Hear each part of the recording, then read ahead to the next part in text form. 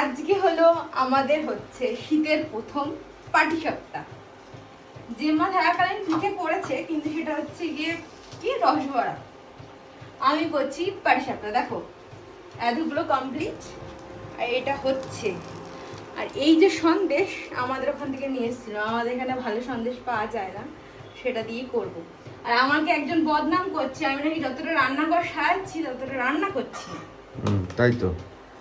এখানে দেখো কি করেছে, গাছ লাগিয়েছে, তেলের পাশে গাছ, গাছে জল দেয় না, তেল দেয়।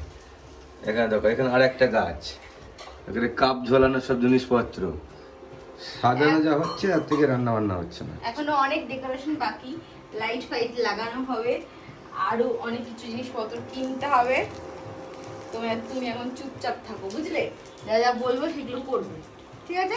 কিন্তু রান্না কিন্তু ভালো হবে না। অলমোস্ট হয়ে গেছে। চলো খাওয়া শুরু করি।